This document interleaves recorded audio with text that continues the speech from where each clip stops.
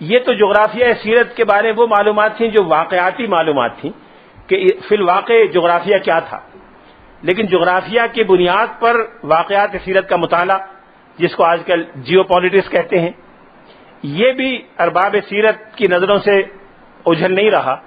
اور انہوں نے مختلف واقعات کے جغرافیائی پس منظر پر بھی روشنی ڈالی ہے۔ مثال کے طور پر سرخسی مشہور مصنف ہیں، فقیہ ہیں، سیرت نگار نہیں ہیں، لیکن انہوں نے ایک جگہ بڑا لطیف اشارہ کیا ہے کہ صلح حدیبیہ اور فتح خیبر میں آپس میں رابطہ کیا ہے، اور دونوں کے جغرافیے کو سامنے رکھ کے انہوں نے بیان کیا ہے کہ اس وقت مدینے کو دو دشمنوں کے درمیان ایک معرکہ درپیش تھا۔ جنوب کی سمت میں قریش مکہ تھے جو دشمن تھے، اور شمال کی سمت میں خیبر کے یہودی تھے، اور دونوں میں آپس میں تعلق تھا، معاہدہ تھا، دونوں مسلمانوں کو مٹانے کے درپے تھے۔ جب احزاب کی جنگ ہوئی تو یہودیوں نے ان کا ساتھ دیا، فنڈز بھی دیے، وسائل بھی دیے، اور بعد میں بھی دونوں کے درمیان روابط قائم رہے، جس سے سیرت نگار اور سیرت کے طلبہ واقف ہیں۔ اب ان دونوں میں سے کسی ایک کے خلاف کارروائی کرتے ہیں، مکے کے خلاف کارروائی کرتے ہیں تو حملہ خدشہ ہے کہ خیبر سے حملہ نہ ہو جائے، خیبر کے خلاف کارروائی کرتے ہیں تو خدشہ ہے کہ مکے سے حملہ نہ ہو جائے۔ تو ان دونوں میں سے ایک کو نیوٹرلائز کرنا ناگزیر تھا، اور وہ نیوٹرلائز کرنے کے لیے رسول اللہ صلی اللہ علیہ وسلم نے حدیبیہ کا صلح نامہ قبول فرمایا، اور انہوں نے ذکر کیا کہ حضور نے اس موقع پر فرمایا تھا کہ آج قریش جو شرط بھی مانیں گے ہم قبول کر لیں گے، اس لیے کہ مقصد یہ تھا کہ قریش نیوٹرلائز ہو جائیں اور کسی اور بیرونی دشمن سے جنگ کی صورت میں اس دشمن کا ساتھ نہ دیں، یہ مقصد حاصل ہو جائے، باقی جو شرائط وہ رکھنا چاہیں وہ رکھ دیں۔ اسی لیے بہت سی شرائط صحابہ کرام کی سمجھ میں نہیں آئیں، یہاں تک کہ حضرت عمر فاروق نے کہا کہ لماذا نعطی الدنیہ فی دیننا، ہم دین کے بارے میں نرمی اور بزدلی کیوں دکھائیں؟ اب یہ بات حضور ہر ایک سے شیئر نہیں کر سکتے تھے غالباً، اس لیے حضور نے فرمایا کہ نہیں، اس میں کامیابی ہے۔ اور جب سورہ فتح نازل ہوئی تو حضور نے سب سے پہلے حضرت عمر کو بلایا اور کہا کہ یہ سورہ فتح نازل ہوئی ہے، سنو۔ تو انہوں نے حیرت سے پوچھا کہ کیا یہ فتح مبین ہے؟ آپ نے فرمایا ای واللہ، خدا کی قسم یہ فتح مبین ہے۔ بعد میں حضرت عمر کہا کرتے تھے کہ مجھے جب فتح مبین سامنے آئی تو اندازہ ہوا کہ کتنی بڑی فتح مبین تھی۔ یہ جغرافیہ سیرت کے مطالعے کے لیے ضروری ہے۔ خود قریش اور حضور کے تعلقات کے درمیان کے حوالے سے رحلت الشتاء والصیف کا ذکر قرآن نے کیا ہے، اس کی اہمیت کو سمجھنے کے لیے جغرافیہ سمجھنا ضروری ہے۔ یہ وہ بنیادی مضامین ہیں جو سیرت نگاروں نے پچھلے 1400 سال میں وقتاً فوقتاً بیان کیے، اس کے اہم حصے ہیں۔ جزوی چیزیں میں نے چھوڑ دی ہیں، وہ ضمناً آئندہ گفتگو میں آ جائیں گے، آئندہ 10 دنوں کی۔ غزوہ بدر ہوا، احد ہوا، غزوہ خندق ہوا، قریظہ، فتح مکہ، غزوہ تبوک، ان میں سے کوئی اہم واقعہ ایسا نہیں ہے جس پر قرآن پاک میں تبصرہ نہ کیا گیا ہو، اور اس تبصرے سے ان واقعات کی بنیادی تفصیلات، ضروری تفصیلات نہ مل جاتی۔ اس لیے ہر سیرت نگار کا سب سے پہلا کام یہ تھا کہ براہ راست قرآن پاک سے رجوع کرے اور قرآن پاک کی روشنی میں بقیہ معلومات کو دیکھے۔ دوسرا اہم مصدر سیرت نگاری کا احادیث صحیحہ اور ثابتہ ہے۔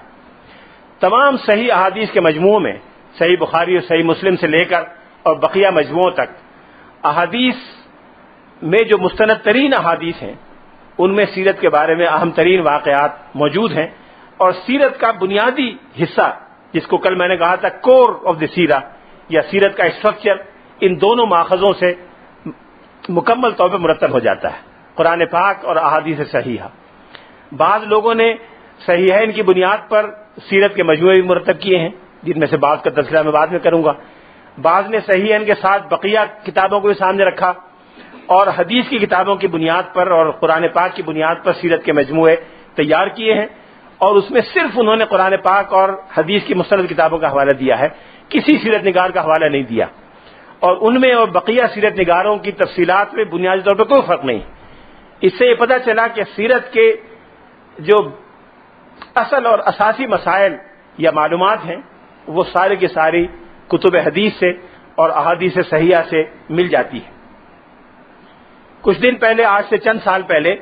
کسی محقق نے حافظ ابن حجر عسقلانی کی جو شرح بخاری ہے، بخاری شریف کی مشہور ترین شرح جو ہے فتح الباری، جس کے بارے میں کہا جاتا ہے کہ بخاری کی اس سے بہتر شرح نہیں لکھی گئی، تھوڑی سی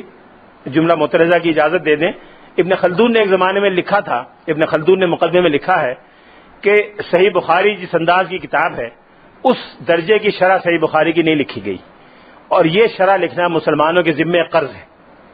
ابن خلدون کا انتقال 707 ہجری میں ہوا۔ ابن خلدون کے انتقال کے بعد حافظ ابن حجر کو یہ شرح لکھنے کی توفیق ہوئی۔ جب یہ شرح انہوں نے لکھ دی تو ہر شخص نے یہ کہا کہ جس فریضے کا یا جس حق کا ذکر ابن خلدون نے کیا تھا وہ فریضہ حافظ ابن حجر نے امت کی طرف سے ادا کر دیا، اور لوگوں نے وہ حدیث بھی بیان کی کہ لا ہجرت بعد الفتح۔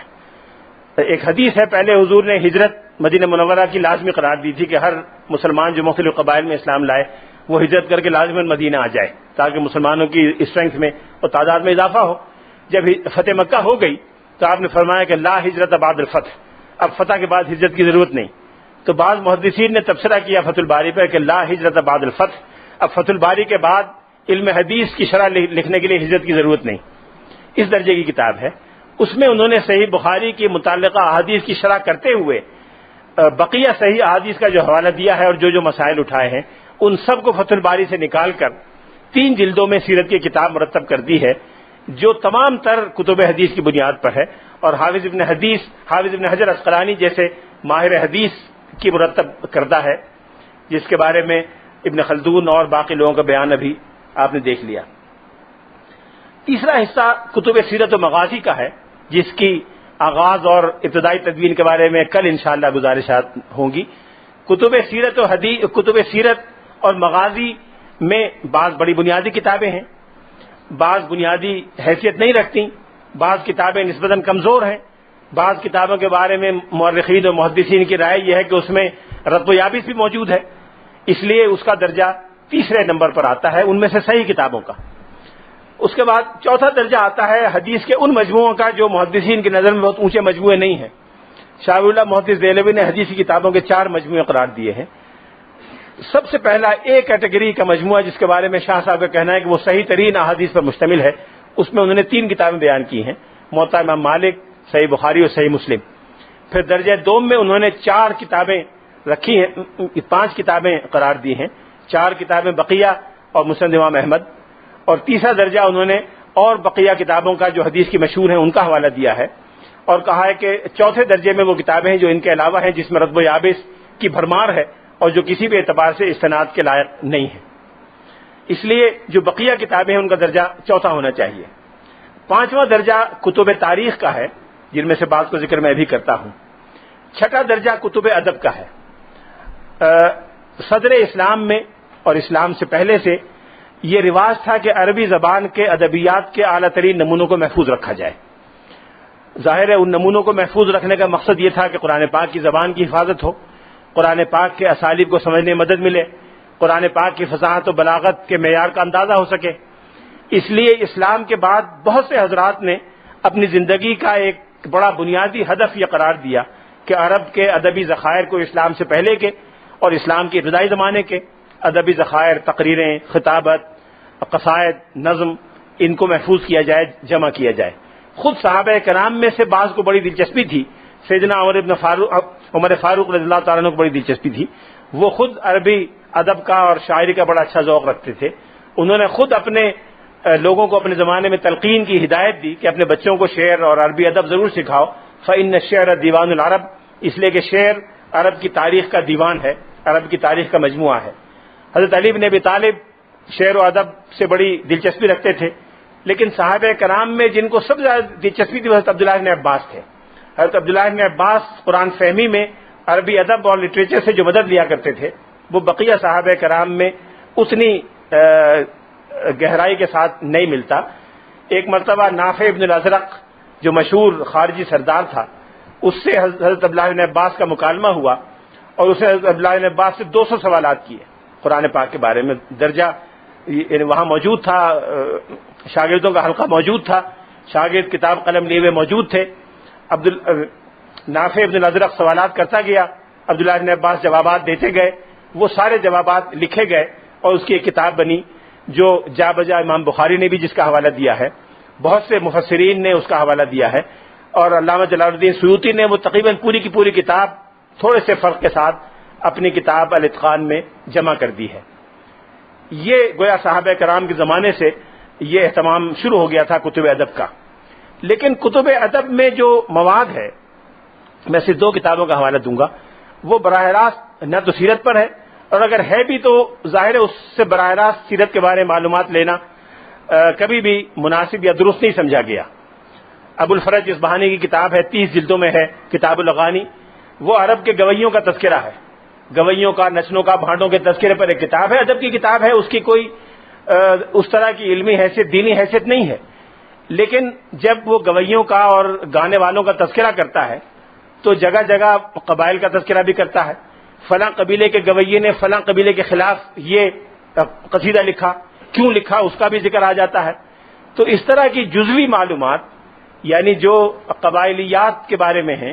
اجتماعیات کے بارے میں ہیں، عام سوشل سیٹنگ کے بارے میں جو معلومات ہیں، بہت سی بڑی قیمتی معلومات اس طرح کی ادبی کتابوں سے مل جاتی ہیں۔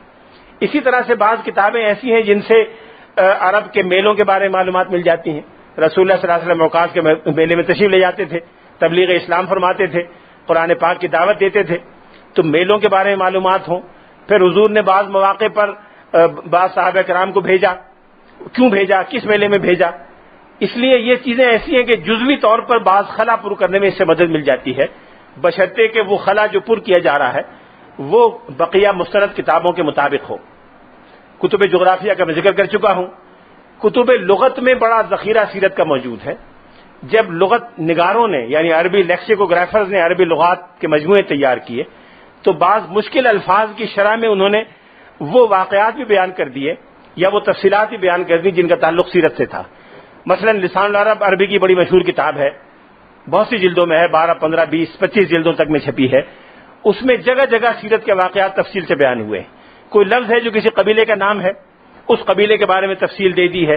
کوئی لفظ ایسا ہے جو کسی نبوی دستاویز میں آیا ہے، اس دستاویز کا پس منظر دے دیا ہے۔ کوئی لفظ ایسا ہے جو کسی مشہور حدیث میں آیا ہے، اس حدیث کا کنٹیکسٹ دے دیا ہے۔ یہ چیز بڑی قیمتی ہے اور یہ معلومات سیرت نگاروں نے استعمال کی ہیں، ان سے فائدہ اٹھایا ہے۔ پھر کتب رجال، یعنی محدثین جب حدیث کا فن مرتب کر رہے تھے تو حدیث کے راویوں کے حالات بھی جمع کر رہے تھے۔ حدیث کے راویوں کے حالات جمع کرنے میں سب سے پہلے صحابہ کرام کے حالات جمع کیے گئے، جس پر صحابہ کے تذکرے مرتب ہوئے اور صحابہ کے تذکرے پر کتابیں آئیں، پھر تابعین کے تذکرے پر آئیں، تبع تابعین کے تذکرے پر آئیں۔ ان تذکروں میں جا بجا کہیں کہیں ایسی معلومات ملتی ہیں جو سیرت سے متعلق ہیں اور سیرت کے مختلف پہلوؤں پر روشنی پڑتی ہے۔ مثال کے طور پر کسی راوی کے بارے میں تذکرہ آیا کہ یہ فلاں صاحب ہیں اور ان کے دادا فلاں غزوے میں حضور کے ساتھ شریک تھے، فلاں صاحب ہیں ان کی والدہ کے فلاں صاحب حضور کے ساتھ فلاں موقع پر شریک تھے۔ اس طرح سے جزوی طور پر ان معلومات کو حاصل کرنے میں مدد ملتی ہے رجال کے تذکرے سے۔ طبقات کی کتابوں کا میں تذکرہ کر چکا ہوں۔ یہ کتابیں ہمارے نزدیک تو مستند ہیں، ہر مسلمان ان کو مستند مانتا ہے۔ مسلمانوں کے ہاں استناد کا ایک معیار ہے، یہ ظاہر ہے استناد کے ایک معیار پر نہیں ہے ساری کتابیں۔ جو درجہ قرآن پاک کا ہے وہ کسی اور چیز کا نہیں ہو سکتا، جو درجہ مستند کتب حدیث کا ہے وہ بقیہ کا نہیں ہو سکتا، جو ارباب سیر کے متفق نقطہ نظر کے مطابق ہے وہ بقیہ مختلفی مسائل کے نہیں ہو سکتا، جو حدیث کی غیر مستند مجموعے ہیں اس میں چھان پٹک کی ضرورت ہر دور میں محسوس کی گئی، ان میں ہر دور میں